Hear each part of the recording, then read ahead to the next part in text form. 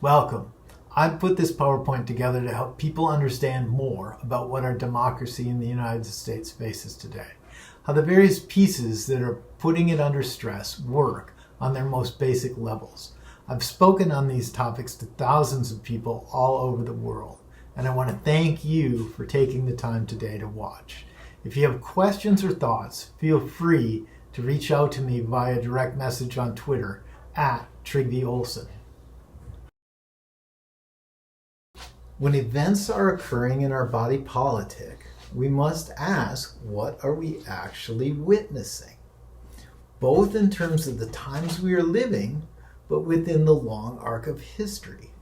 Our own, of course, for better or worse, but also those of other nations. Those moments where democracy sprang forth by citizens building through faith in one another, and the times when autocracy took root through the imposition of fear in one another. Where does what we are living fit into the paradigm of our democracy going forward? We must always ask, is what we're seeing normal? Fuck Trump.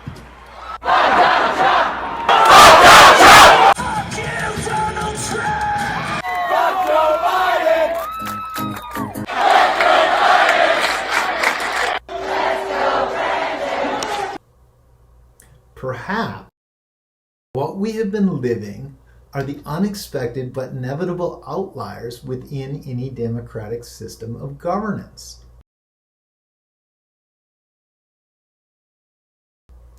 Or might they be the events leading to a tipping point where a new normal comes about for our nation if we don't understand and take action to correct our course? When I think about democracy, I try and use a bell curve. At the top are the common, the most likely and often seen. As you move out towards the tails, you have events and occurrences which are increasingly rare. Out in the ends resides the unexpected events, those outliers, or potentially signs the previous normal is changing. Normal is often referred to as white swans, since the vast majority of swans we see are white.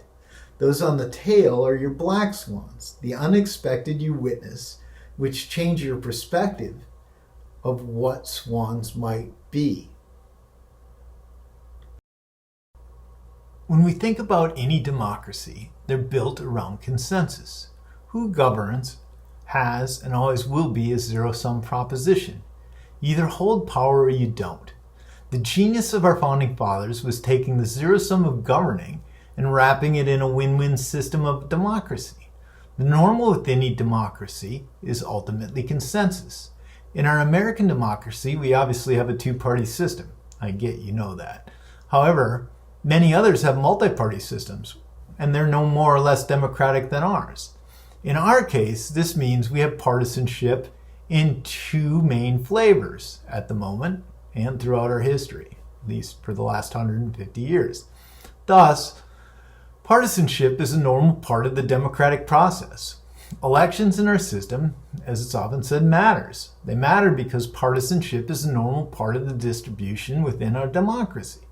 What's less common in the American flavor of democracy is extremism, because we have a two-party system. There are, however, numerous examples in our history viewed by those in power at the time as being extreme in the moment.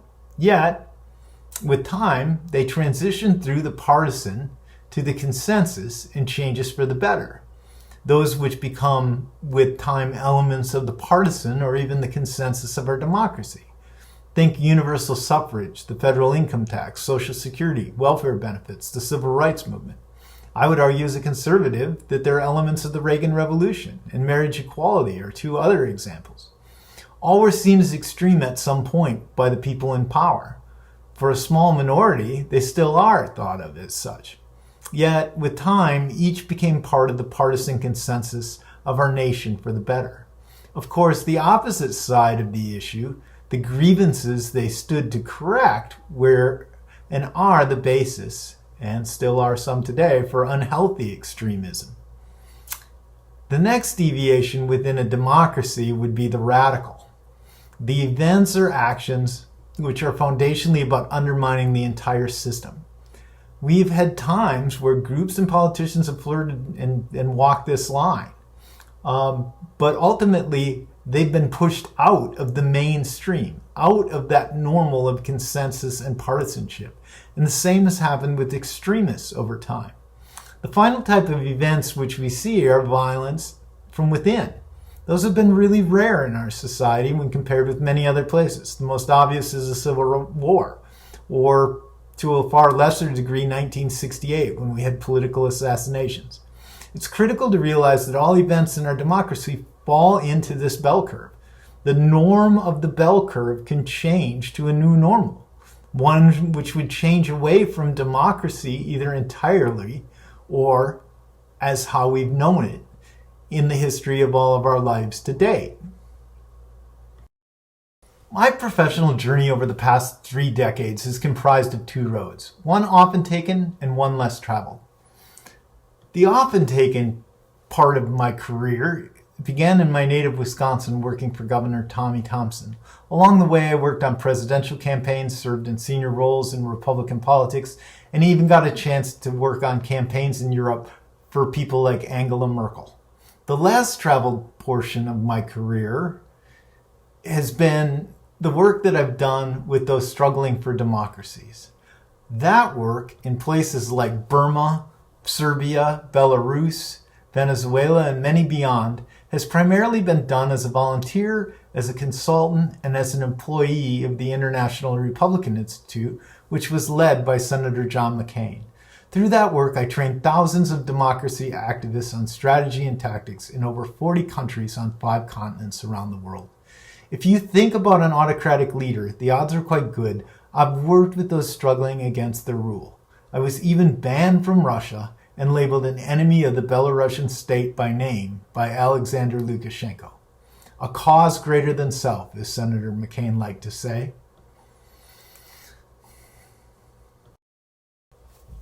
Throughout 2020, and even before, it was clear to me the 2 roads I had traveled were merging together.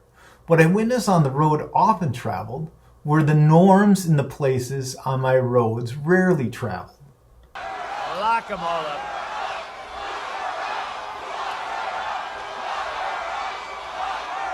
Over here, and there are flames coming out of it. The 3rd Precinct Minneapolis Police Station is now on fire.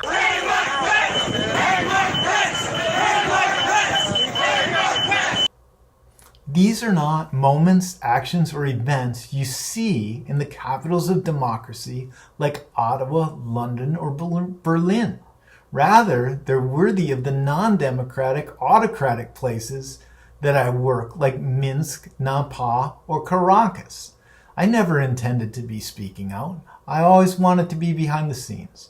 But I also knew as I watched events on January 6th at the Capitol, it was time for me to share some of the lessons I learned about democracy and what we are now facing as a nation. To remain quiet would have made all those words I said to those thousands fighting for democracy around the world, some of whom paid for it with their freedom or even their lives, nothing more than words. What follows are the understandings and lessons, as well as how to apply them, that I've learned and that are applicable in the United States today. The first thing that's critical for people to understand is that democracies survive on their most basic level through the peaceful transition of power. That, at its core, is the genius of our founding fathers. Governance, who holds power, as I said, is a zero-sum proposition. You hold it or you don't. In our democracy, regularly scheduled elections, a free press, the rule of law, the rest of the schoolhouse ranks of checks and balances are all dependent upon a willingness by both sides to peacefully give up power. Without that, the whole system fails. It's a willingness to consent to power for those of whom you disagree with through the knowledge you may have the opportunity to peacefully attain it in the future that pumps blood through a democracy. I've found through my work around the world, democracies can be complex systems, incredibly so. But the heart of every one of them is the peaceful transition of power. How and when do democracies ultimately fail? How and when do democracies fail? It happens when, for those in power, the cost of peacefully conceding power is greater than or equal to the consequences of attempting to maintain power. Now, where does the rubber meet the road on that? Well, it meets the road on that around the psychological drivers of extremism. Fear and grievances drive political extremism. There's been a ton of research done on political extremism, both after 9/11 in the Middle East and in Europe, where this has been a problem for a long time. Some of the best, in fact, comes from Holland because of some of the experiences that the Dutch have had with extremism, and including internal violent political extremism. The research ultimately has identified 4 drivers or steps, if you will, that create extremists. To understand the problem we face in the United States, it's critical to recognize these steps. And every time I give this presentation, I will tell you, I have people come up to me afterwards or say to me afterwards, wow, you're talking about my relative, my family member, my brother, my sister, my cousin, whatever, my uncle. I suspect you're going to know people who fit the psychological definition of extremists. To really understand the challenge that we face and why I say there's serious sovereign political risk in the United States today, you have to understand the psychological steps to political extremism. There's been a lot of research that's been done, particularly in Europe, and I spent a number of years living there, on political extremism because it's been a bigger problem in the European context than it's been in ours. Now, that being said, they've been somewhat fortunate because their systems are set up as multi-party democracies rather than two-party democracies. And so in our system, the process has to be that extremists are pushed out and extremist ideas that are built around real grievances are incorporated into the partisan norm, and ultimately consensus is found. In multi-party democracies like Europe, typically the extremist parties exist, they get small amounts of the votes, there's an agreement that they won't be taken into the coalition. So they have looked extensively at what the psychology is that causes people to become political extremists. And I want you to think about people that you've encountered in your life as we walk through these. The first step towards political extremism is events, ones that cause psychological. Now to growing concerns about the deadly coronavirus officially hitting the U.S. Here's what we know. A Washington state resident fell ill after returning from Wuhan, China. Obviously, a pandemic, and if you think back to the outset, it's scary. We don't really know what's happening. We know this is going to be big. It's going to have an impact on us. It's logical that that would cause a level of distress. And so that's an example. You can find lots of examples. The next step in that process is a desire for people to have cognitively simplistic answers to what they face.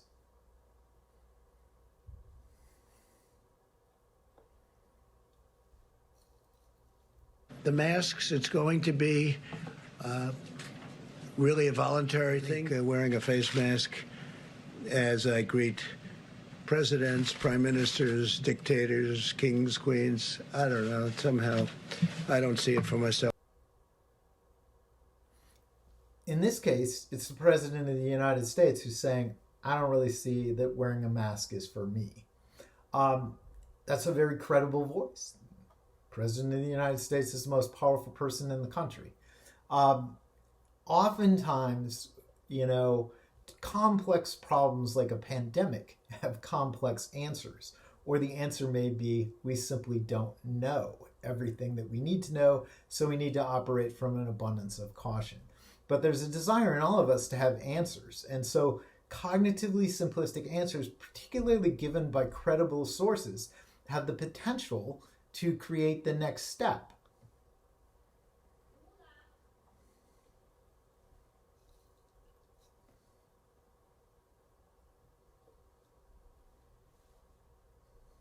No, I don't wear a mask, even though I have my immune system is a little compromised because I'm a breast cancer survivor. When people start to subscribe to cognitively simplistic answers, they tend to develop overconfidence in the validity of their opinions. There's a cognitive bias. This is the answer to my psychological distress. I don't need to wear a mask. It's not that serious. Yes, in the case of this woman, there may be some serious reasons why I should, but I don't really need to do this. It's that overconfidence that becomes a real problem when we encounter people in our lives where you confront them with truths or facts and they rebel against it. Because from their perspective, when you do that, they have an enlightenment, they have an answer, and you are challenging that, and they feel a need to correct you. And so when people reach that overconfidence effect stage, it becomes really hard to reverse.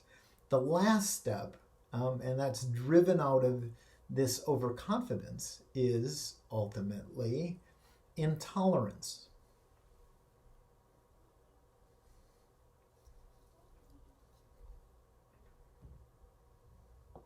Chaos on a JetBlue flight. The second he said something, I pulled it over my nose.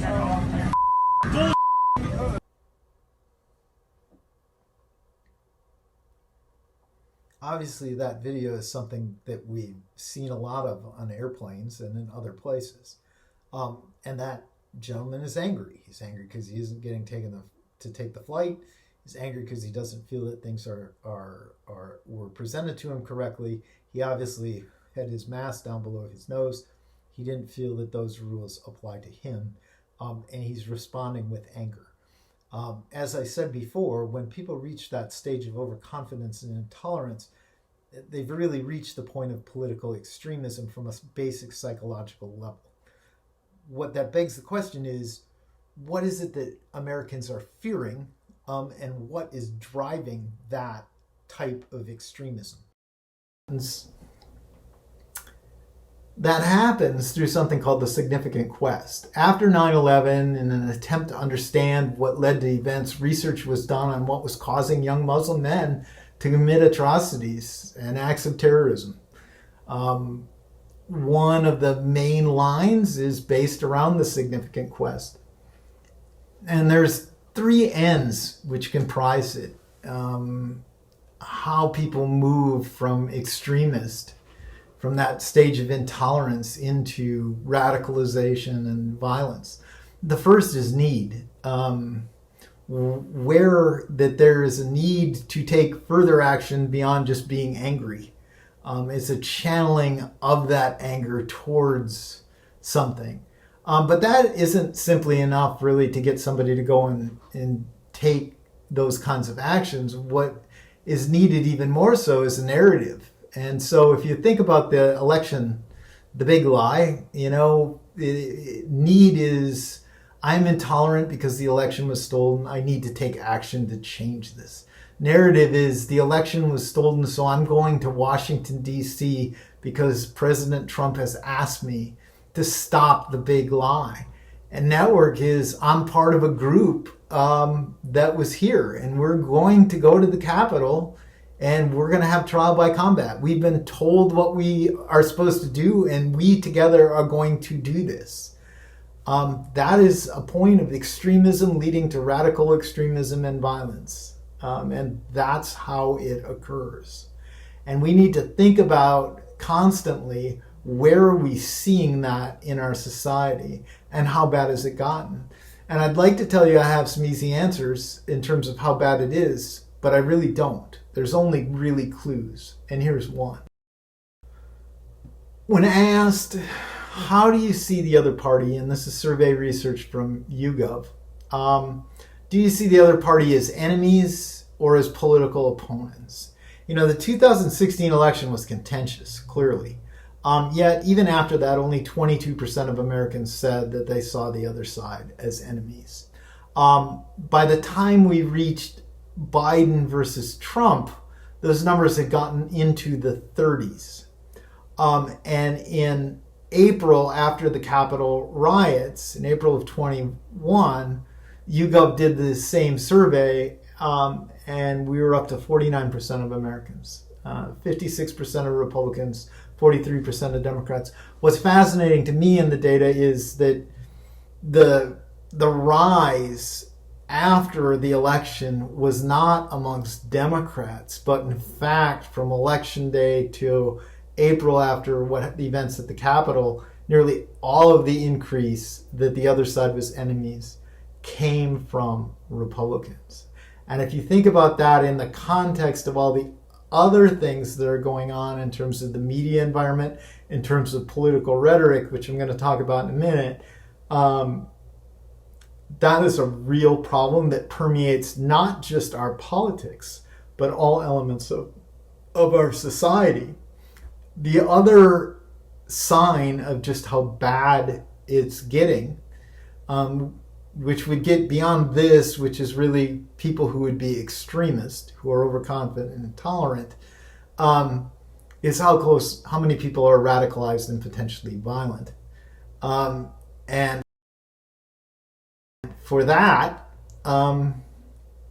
there's a survey by Pew Research where they've consistently asked, is violence justified in advancing political goals? And what you see is, even as late as 17, it was down around 7%. In 20, those numbers exploded. And it was actually more Democrats. Democrats reached a high of 37% around the George Floyd period. But you also saw a spike amongst Republicans. And I'll get into that. Sort of extremism pulls and radicalization on one side, pulls extremism and radicalization on the other. We're reaching a point where 38% of Republicans, 31% of Democrats say that violence is justified. That's a pretty healthy percentage of Americans on the extremes who probably are starting to get close to that line of crossing from extremist to radicalized with the potential for violence. And we need to realize that this is part of the game that we're forced to play, a zero-sum game, and that for a substantial percentage of Americans, the game has become zero-sum. It's important to understand, and I use the concept Lozhnaya information. It's a Russian term that I learned in working throughout Eurasia, for false information with a purpose. Their political people talk about utilizing it. I'm not saying that this is what Russians are using against us or that this is a Russian tactic, because it really isn't. But it really is a perfect encapsulation of what's going on, and there's no doubt that the Russians use it. I've seen that in places that I work. I'm sure we use it too. But it's critical to understand that this is what's happening, and it really is at the heart of conspiracy theories that we see. So if we start with that matrix of how people become extremists, right? The concept of Lozhnaya information, and trust me, it's pretty agrarian, starts with psychological distress. And they plant. And the idea of planting is about amplifying grievances through fear. And those grievances can be real or imagined, but it's about amplifying them, about making them bigger and making them scarier than they would otherwise be. The next step in that process is nourishing, a creating of multiple narratives to address the fear, cognitively simplistic answers to the distress. And it's about flooding the zone. You try and create narratives for anything and everything so that everybody can find a cognitively simplistic answer that makes sense to them. The next step is providing examples, conforming to the narratives. Easy answers for those who are starting to be overconfident and enlightened. A classic example is the war on Christmas. And my mother, she was so happy when Trump got elected that she could say Merry Christmas to people. And I said, when have you not said that? Well, I've always said it, but it's happening. And in truth, it was one or two small examples that had been conflated, appealing to that overconfidence. And we see this all the time, and I'm going to show you an example of it in a second. Next, after that, is bear fruit. Utilizing overconfidence to create division. For those intolerant, splitting them apart and driving those wedges to enrage. And then the last is harvesting, taking the intolerance and charging it towards specific actions of radicalization and violence. And when you get done, you repeat. So we start with planting. And I'm going to use the big lie as an example so that you can see how this works in practice. You plant by appealing to psychological distress. So you're convinced there is active voter fraud in this country. All you have to do is look at the record. Acorn, back of the news. Where's the fraud? Well, it can happen at any place along the way. I come from a state in Wisconsin that was absolutely riddled with voter fraud, okay? Imagine voting for your presidential candidate on one of these touchscreen machines. You push his name, but the X goes to the other guy. And former Federal Elections Committee Commissioner Hans von Spakovsky has this grim predicament. He says, one thing is almost certain, voter fraud will occur. Here's some shocking new numbers for you, suggesting the true extent of voter fraud across this country. Obama hammering Donald Trump over Trump's claim that our electoral system is rigged. Watch this. So if you think about it, there's a lot of cognitively simplistic answers over a long period of time that have been thrown out there. And they're all predicated on you can't trust the elections, whether it's touchscreen voting machines, change your ballots, to Acorn, to mail-in voting. It's flood the zone with as many seeds as you possibly can into the field. The next is Donald Trump is falsely claiming he only lost the popular vote because millions voted illegally for Hillary Clinton. A lot of times it doesn't matter because in many places, like California, the same person votes many times. Let me ask you as an incoming chief of staff, what do you do when he says something like millions of voters voted illegally in California when you know that that's not true? Well, I don't know if that's not true, John. Democrats are being sore losers. They refuse to acknowledge they lost the election, so what do? They cry malfeasance, wrongdoing, criminality, fraud. Democrats, more so than Republicans, seem to have a problem conceding defeat. Either the election system broke down, or some mystery votes are hiding somewhere. You have a whole series of Democrats who just said bluntly, if our candidate doesn't win, they stole the election. The Dems just want to make America suffer. It's like losing the World Series and demanding an extra inning a day later. The Democrats are refusing to accept the declared results of the national media. So how do they do this?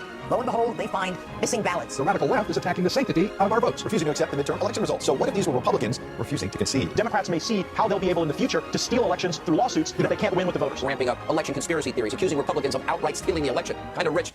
You know what? Sounds sore loserish.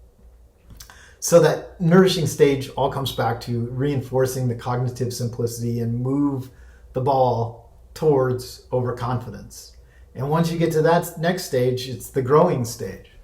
Probably the biggest goal, though, is to eliminate every remaining barrier to voter fraud in this country. And they plan to do that by enacting nationwide mail-in voting. You see today's White House press briefing? If you didn't, you missed Democratic operatives posing as reporters stunned by the idea that mail-in voting might not be totally 100% secure. It was amusing to watch. Of course, the risks of mail-in voting are obvious. The latest example of that came today. DOJ announced that the FBI and Pennsylvania State Police are investigating fraud in mail-in ballots in Luzerne County. That's the place Donald Trump won by double digits 4 years ago.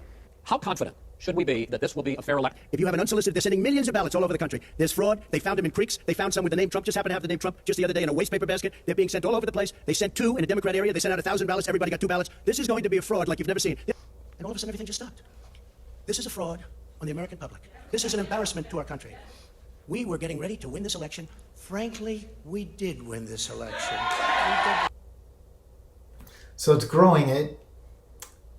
It's taking all those pieces that have flooded the zone and consolidating them into an easy answer, which is this is a fraud.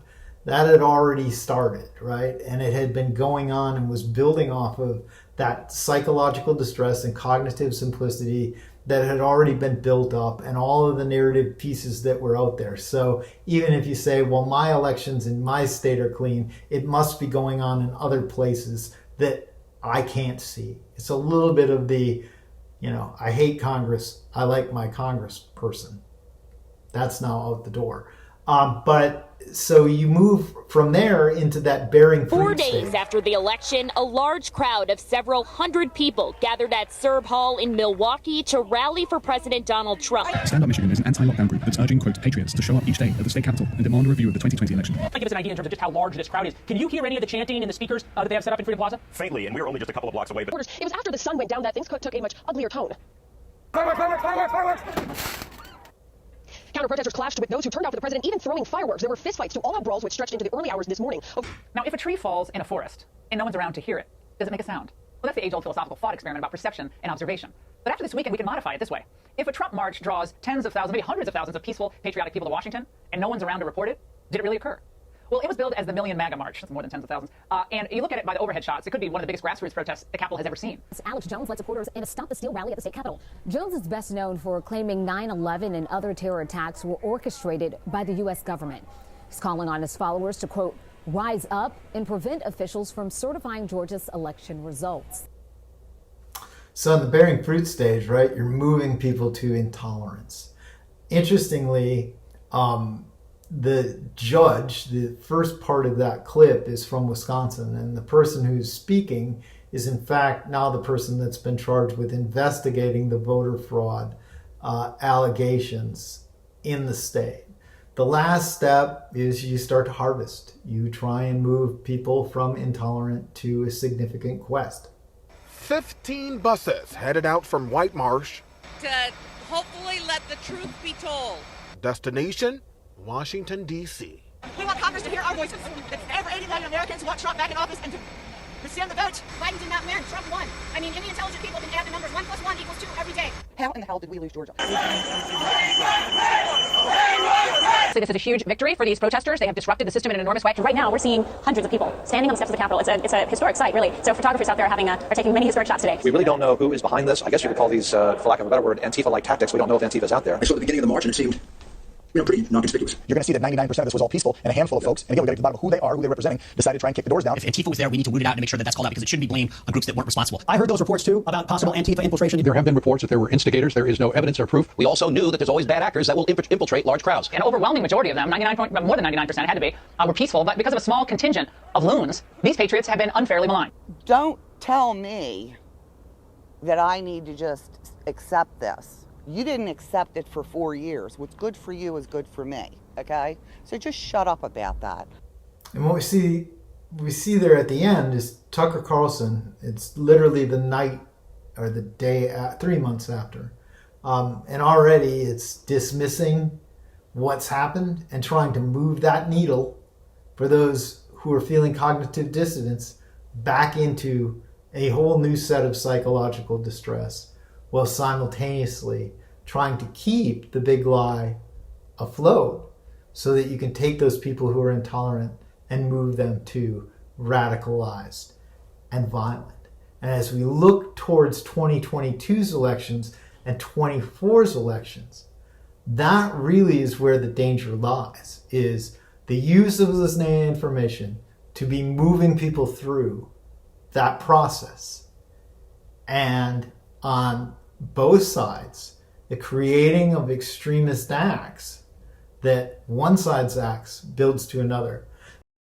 The following are 6 tactics of autocrats that they utilize, and it comes from material I put together back in 2007 to help train diplomats and other U.S. government officials and European ones on how to work in places like Belarus, Venezuela, or Burma. They're based on my experience, and I was approached to write it in all of these places. And to understand how you attack such verticals, you have to understand what are the tactics that they use. And it's important to understand all autocrats have the same objective. It's to gain and then maintain power. And they all use the same strategy, which is to make themselves appear inevitable and invincible through fear. The tactics that they use with big ideas, big lies. And with Donald Trump, from the moment he arrived on the scene, we've seen that. We're going to build the wall. We have no choice. We have no choice. Who's going to pay for the wall? 100%. By the way, 100%. And recognize that's playing to psychological distress with a cognitively simplistic answer and even levels of overconfidence and intolerance with Mexico will pay for the wall. The people that you see, chanting about Mexico will pay for it, already in 16, that intolerance was ripe for the picking using that process of Lozhnaya information. The next tactic that they all use is marginalization. There is no place for you in the Republican Party if you do not have loyalty to Donald Trump, and if you show disloyalty, you get marginalized. What is that? Democrats don't have grandstanders like Mitt Romney, Little Ben Sass, Richard Burr, Bill Cassidy, Susan Collins, Lisa Murkowski, Pat Toomey, and of course the warmonger, a person that loves seeing our troops fighting, Liz Cheney. How about that? The next tactic that autocrats use is dependency. Dependency is used to create carrots to the sticks of marginalization. If you do what you're told, you're rewarded. If you don't, you're punished through being marginalized, or some of the more harsh tactics that we'll talk about in a second. But dependency looks a lot like Case of Lion Ted Cruz. Lion Ted lies. Oh, he lies. Ted, he brings the Bible, holds it high, puts it down, lies. To me, he's not Lion Ted anymore. What is he now? Beautiful Ted. Beautiful Texas. Ted. I call him Texas Ted. So in the Republican Party today, and this is true even as after Trump has left office, and for those of you who are reporters who are covering this, it has to be a part of not only your thinking, but it has to shape your stories in terms of how you talk about events that occur within the Republican Party and the actions of Republicans. If you are doing Trump's bidding, if you're opposing Trump, you're lying Ted. If you're appeasing Trump and you're essentially kissing his ass, you're beautiful Ted. You're Texas Ted. You get invited down to Mar-a-Lago and you get to put out the tweet.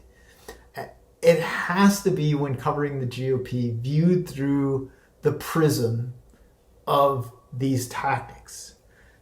The next, and this is one that the media has missed, the political operative class has missed, and Applebaum makes this point a lot, and she's spot on. And that is, there's an assumption that often when big lies are told or alternative facts are presented, the assumption is conveying a message that they're trying to get people to believe what they're saying. That, in fact, has nothing to do with the game we're forced to play. And it has nothing to do really with what's going on. And it's part of the reason why the media had such a hard time when Trump came into office and with Trump, because we're used to people having things said, and if they're repeated, they get called out on it and they have a problem with it, and the media tended to look at it as, this is shameless. But in truth, what autocratic actors do with disinformation is they put it out to see who will repeat it, to see who's loyal enough to say the ridiculous. And that literally started, and think about how the media responded to this happening on the largest audience to ever witness an inauguration, period, both in person and around the globe. When I talked to President Trump about, I was the first person to contact him when the riots was going on. He didn't see it. What he ended the call was telling me he'll put something out to make sure to stop this. And that's what he did. He put a video out later. Quite a lot later. So literally you have the bookends. You have Sean Spicer on day one. You have Kevin McCarthy literally on the Sunday before the inauguration. And they're continuing to perpetrate disinformation. Why are they doing that? Because their jobs literally depend on it. And you can see in both cases how uncomfortable they are. I know Sean. I've worked with Sean. He knows what he's saying isn't true. He's reading it, and his body language is incredibly uncomfortable. And all those people who were in the press room knew Sean. They'd worked with Sean. They could see how uncomfortable he was. But he had no choice. Same with Kevin McCarthy. Kevin McCarthy has to do what he's doing through the prism of pushing out disinformation because he doesn't want to be marginalized or worse. The fifth tactic is divide and conquer, and this is really to a large degree where the other tactics meet, but it's all about dividing the opposition or even those who try and occasionally to escape the world. Illiberal actors utilize divide and conquer. That's how they keep the opposition off balance. They play their allies through dependency, and they threats of marginalization against them, and they become the norms. These divide and conquer is the norm. The other tactics are now the norm that has been set in the Republican Party. And I suspect whether Donald Trump is on the scene or not, whoever ascends to positions of leadership within the Republican Party is going to want to utilize some of these tactics. And we're already seeing it. I'll show you that in a second. But here's how Donald Trump... Look at all of that fake news. It's unbelievable. Unfortunately, Fox has become fake news too. I don't know what happens to these people, right? Do you agree? The last tactic is that autocrats use for gaining and maintaining power is threats, repression, and violence. And one of the things, as I've given this presentation to all kinds of audiences, there's an assumption that autocrats want to kill those who oppose them. Rather, they don't. They want to make examples to dissuade others. Killing your opponents crosses the Autocracies line in a very public way. And there's no going back from it, and you lose legitimacy. Sending a message, however, leaves room for maneuvering, for keeping some of the legitimacy that they create. I said autocratic tactics are becoming a norm within the GOP, and this is true even among those who aren't illiberal. They're now ending up utilizing the tactics because of the precedents Trump has set. And I talked earlier about Putin threatening the oligarchs and Khodorkovsky. And so I want to show you some examples of threats, repression, and violence. And this is where, and what I was talking about when I said that earlier. Warning, if you will, to corporate Americas to stay out of politics. It's not what you're designed for. Here, we're going to walk down to the Capitol, and we're going to cheer on our brave senators and congressmen and women. And we're probably not going to be cheering so much for some of them. So obviously Trump was making a threat. So was McConnell. And it was a threat being used to try and impact political actions. In McConnell's case, of companies. And in Trump's case, of the people who were in Congress. I do not believe that Mitch McConnell is an illiberal actor. But I believe it does show to a degree how normal it's become that McConnell would almost parrot verbatim something that Vladimir Putin had said in 2001. And I know for a fact McConnell doesn't like Vladimir Putin because I've actually talked to him about it. But the reality is that this has become the norm. And the reality is Trump used Mike Pence as the foil. And that's not different than things that I've seen from some of the best autocrats in the world, most feared autocrats in the world. I saw it time and time again in places I work. Trump used Pence as the focus of the message because of the message it sent. If he was willing to sacrifice Mike Pence, his most loyal appeaser from the establishment, then anyone, and I mean anyone, even Josh Hawley, even Ted Cruz, even Rand Paul, would be someone worthy of sacrifice and needed to be afraid. And that's the impact that it's having. And as I said, for McConnell, it's a classic case of the impact of what happens when illiberal extremist tactics become normalized within a political ecosystem. It's also a case of someone trying to play the game he knows of win-win democracy when that's no longer the game being played by Trump, his party, his outrage complex, or his enablers. And I want to talk a little bit about that now. 4 days after the Capitol riots, McConnell's top political advisor made this statement to the Washington Post. If you can replicate Trump's draw amongst rural working class voters without the insanity, you have a permanent governing majority. Now, Josh is my friend. Josh and I have worked together. We've had our families together. But Josh is playing the game he knows. What Josh doesn't realize is he isn't playing the game he thinks he is. The insanity of political extremism is the coalition he's talking about, whether he wants it to be or not. The governing majority is only permanent through illiberal means with that coalition. Now for the irony. Here's a clip of Sean Hannity the same night Josh was quoted in the Post. Hannity opened his show talking about Josh's boss, Mitch McConnell. And to make it easier for you, I've tagged it with the psychological elements of extremism, which Hannity is using. His target of the significant quest for radicalization? Mitch McConnell. In November, the president won more votes by far than any other Republican in the history of our great republic, nearly 75 million nationwide. Now soon to be Minority Leader Mitch McConnell and a handful of other long-serving establishment Republicans, they are trying to reassert control of the GOP. And their playbook, sadly all too predictable. Instead of picking up the mantle of promoting the president's bold America First agenda, they are tonight cowering in fear, wilting under the pressure from the media mob, liberal Democrats, and big tech companies. Many spineless Republicans are joining forces with their Democratic friends to repudiate all things Trump. In other words, they want to cancel Trump. Think about what Hannity's doing here. With the knowledge you now have about how people become extremist and ultimately radicalized and potentially violent. This is a nightly occurrence on his show and others. It's the reason Fox News viewers have the kind of fears they do. Why they are susceptible to such effects, which creates extremists. Also is really good for ratings because when people become extremists, overconfident and intolerant, they want to tune in to be outraged. But it isn't just Hannity.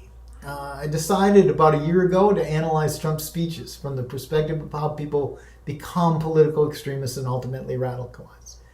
And what I found was fascinating. I analyzed about 30 speeches that Trump had given, and this is one example. It's the statement of Donald Trump post-Senate trial. And what you see is there's a pattern. It starts with cognitive simplicity, plays overconfidence, intolerance, distress. Simplicity, intolerance, quest, overconfidence, quest. It's that pattern of using those pieces, almost like Lozhnaya information, targeting into driving people towards certainly extremism, but also even driving those who are extreme into here is our quest. It's powerful stuff. What concerned me most, though, and after I did that research, I decided I needed to spend some time figuring out, is this a problem that's bigger for the Republican Party? And I got asked once when I was doing this presentation by a Democrat, actually, member of Congress, if Donald Trump and his team were geniuses to know how to utilize and weaponize the steps to create extremists. And I told him I didn't think that Corey Lewandowski or Jason Miller were geniuses, and I certainly didn't think Donald Trump was. But as I thought about it after, I thought to myself, Roger Ailes did probably know and understand the psychology of extremism, and that they would tune in and watch. They want their overconfidence confirmed as justified. They have a desire through their intolerance to be outraged, to know who their enemies are. And in Trump's case, what he simply did is he did it intuitively because he watched so much Fox News. It became a case of him becoming the political personification of the language that GOP-based voters hear every night in their living room and in their kitchen and have for decades. Think about what you saw about voter fraud. And that's a major problem for the GOP, is that the language, the accent of how Republicans communicate is inherently extremist because that's now the norm of the party's discourse. How bad is it? Well, Rick Scott and Marco Rubio certainly wouldn't be Trump Republicans at the outset of Trumpism. Even Ted Cruz wouldn't be. In April, each of them did op-eds about what was going on with Major League Baseball and the whole fight around the Georgia voter laws. And I took those op-eds and laid out, in the same way I did Trump speeches, each of the op-eds. And what I found is pretty fascinating. What you see here is each of them are following a similar pattern to the way that Trump and Fox News convey that language towards extremism. And I don't even think they're doing this intentionally.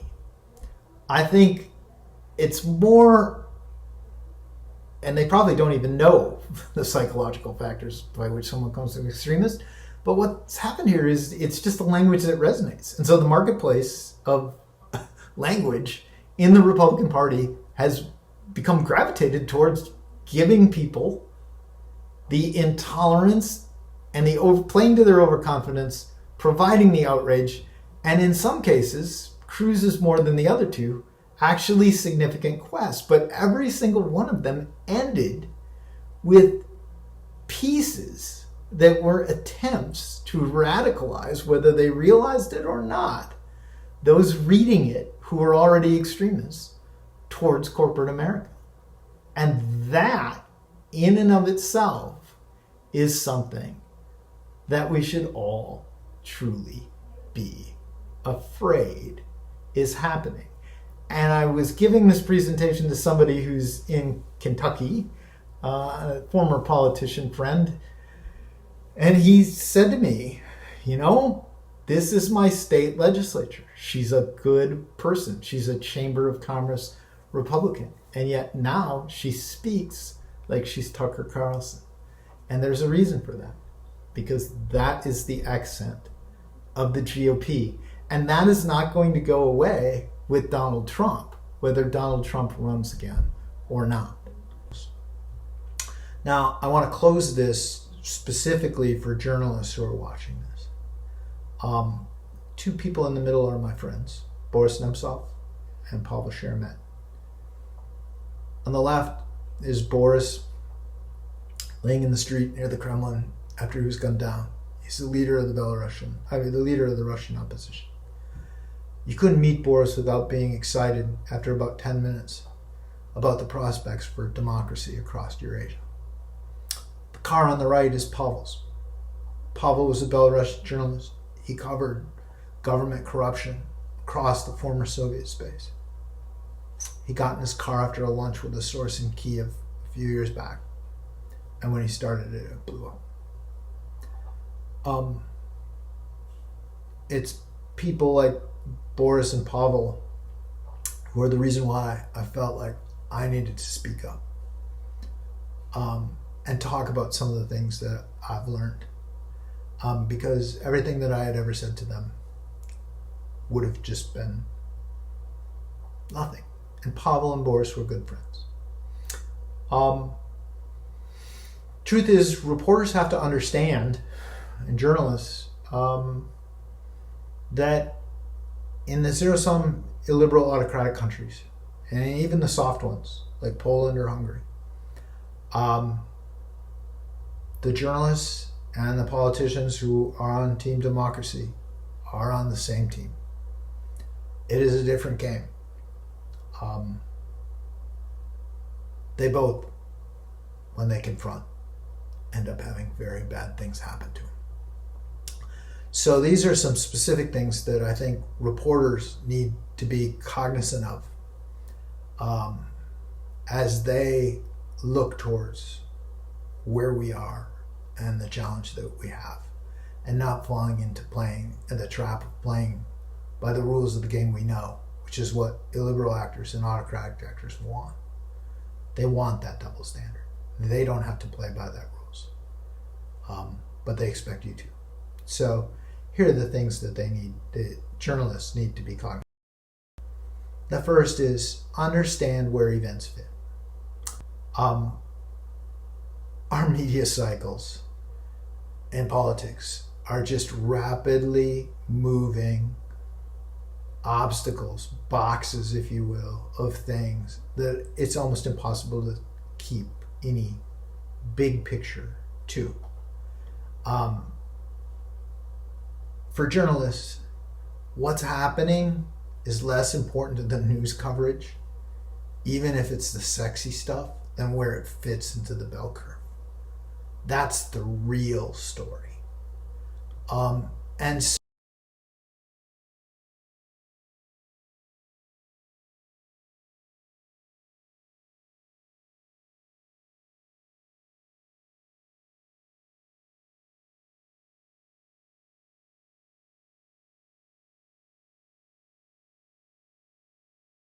so, as events are happening, Liz Cheney being appointed to the 9/11 Commission is consensus. Joe Biden signing the infrastructure bill is probably partisan. The events at the Capitol, extremist, or COVID protests, armed protesters, radical, all of them need to be categorized and fit into where they sit. And when you see it on one side, you have to pay attention to what is the reaction. I'm going to say one thing. Fuck Trump. On the other side. They have to be called out. You can't cover Let's Go Brandon without making the point to the left that people like Robert De Niro going on stage at the Tony Awards and yelling, fuck Donald Trump, is the rationalization for the extremism of Let's Go Brandon on the right. That's the big picture. And so events have to be covered in such a way that they focus on where they fit within the bell curve and what are they doing to that bell curve of normal. Second thing that reporters have to focus on is recognizing tipping points. Tipping points aren't the big events at the Capitol. Tipping points are all the little points that cause critical mass. When you think about tipping points, you have to recognize the critical moments or places, and they're happening all around us. A lot of them little ones, the small changes that create big breaking points. And typically, they build up to them. When you're covering stories, always be looking for those little events and where they fit in terms of how they fit towards tipping points. And I would argue that if we look at between now and January 20th, 25, which from my professional experiences is the day that it will be decided whether American democracy stands or falls. We have to ask ourselves, where are the potential tipping points? And then we have to look at, where do the little events fit in? Inevitably, we have expected events that cause tipping points, and then we have unexpected. But what expected events do is they provide answers within the norms that are provided within the norms of those little moments that we're seeing. And are they building towards a tipping point? What do I mean by that? So if you think about what lies ahead for us, we know that governing and legislation is going to happen. We know that redistricting laws are being passed and finalized. And then we get into the political. We have primaries and general election candidates getting set. Campaigns are going to happen and votes will be counted, and ultimately, that will lead to somebody being appointed speaker. And I haven't finished this graph, so I apologize for that. Those are going to provide answers. And that's where the tipping points rest. GOP primaries are going to say, is there any space in the GOP beyond Trump loyalists. Liz Cheney is an obvious example of that. But we also know that Senate Leadership Fund and the McConnell side is going to be attempting to put through candidates that are ones that fit better with general elections. Donald Trump likely will be in opposition to those. That will be a tipping point, not just because of what it means for the Senate elections, but what it means in terms of how strong that vertical is. Do the emperors in the Senate Republican caucus and the campaign operative class have any clothes? On the Democrat side, we're going to find out, do policy accomplishments mean anything? You know, there's a grain of thought within the Democrat Party that's all in, like, we're going to pass a bunch of free stuff, and that the people who went to the Capitol are mad that they have grievances that are based around policy. I don't think that's the case. I don't think the data shows that that's the case. Is African Americans' grievances about policing around policy, or are they about a culture? But that's going to answer that question. That isn't really a tipping point, though. It's going to get a lot of attention in the media, but covering that's really not doing anything. That's in the game we know.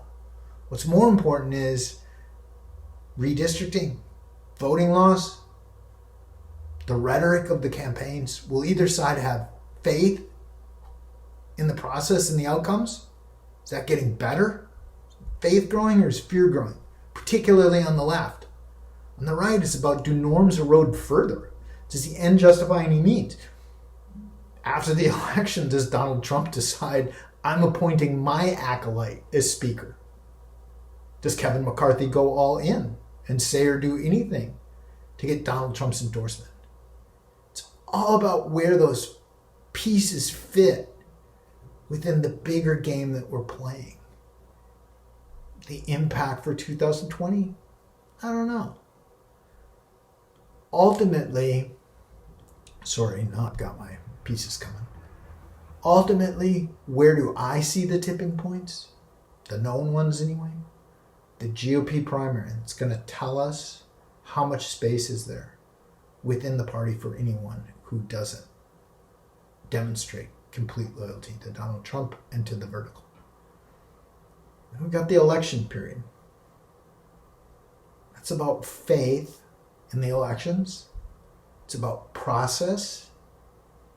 Might be more about the left than the right.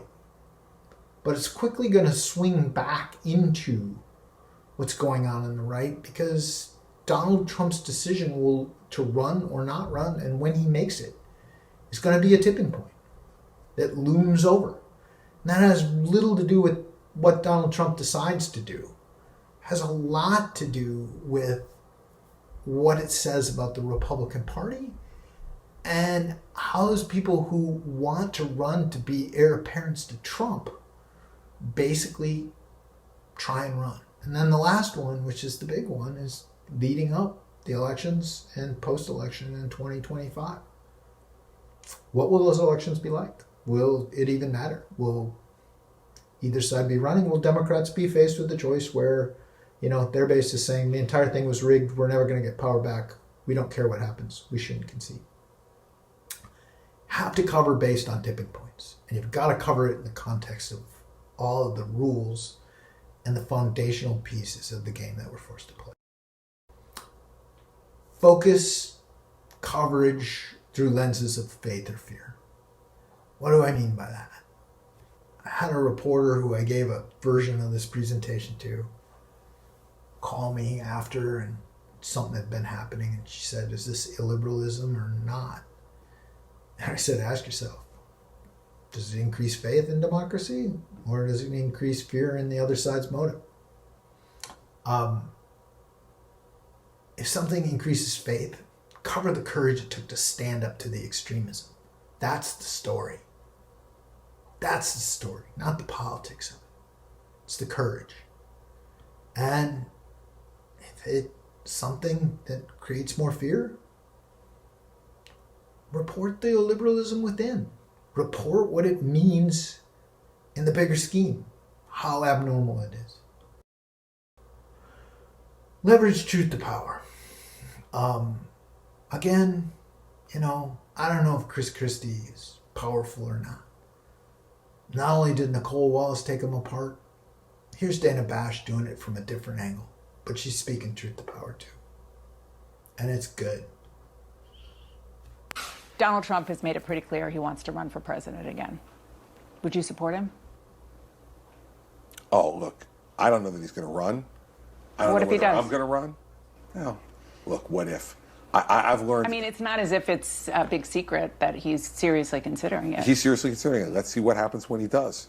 And let's see who he is and what he says and how he conducts himself. After everything you've described that he's done, you still... Dana, what I'm saying, no, look, what I'm saying to you is that I'm not going to sit here in 2021 and prejudge all this. I voted for him in 16 and in 20. On election night in 20, I said that what he was doing was absolutely horrible and wrong and continued to be. You can draw whatever conclusions from that you want.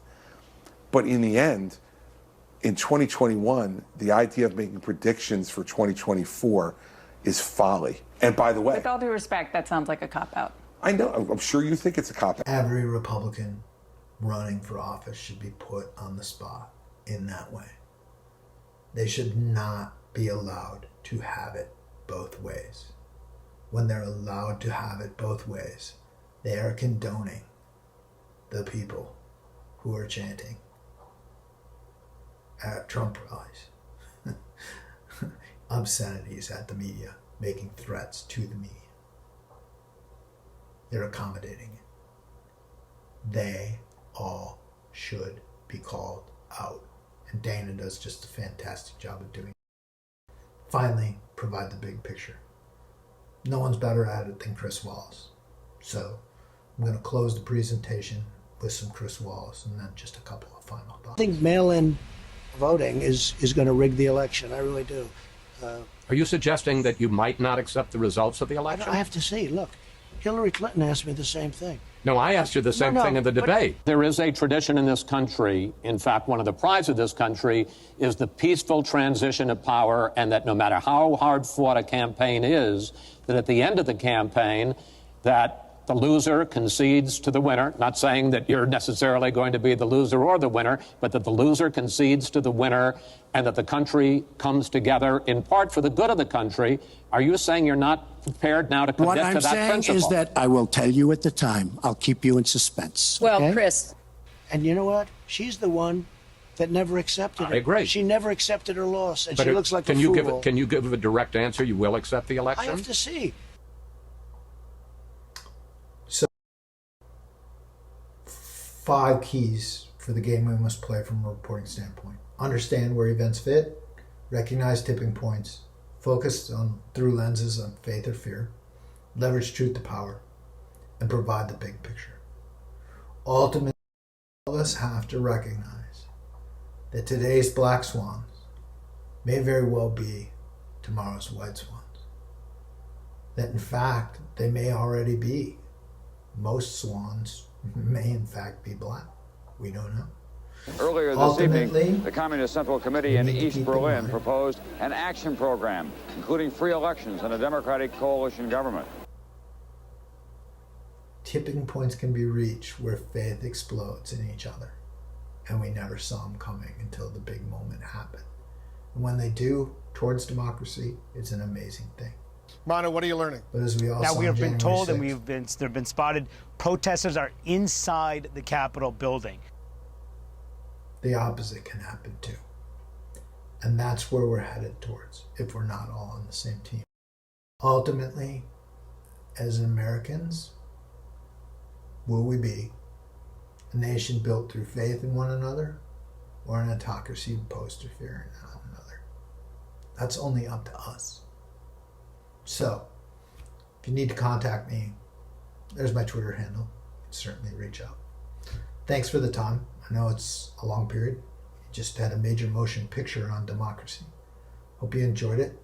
I'm going to be working on other ways to get this out in a variety of formats, many shorter than this. If you have questions, simply reach out.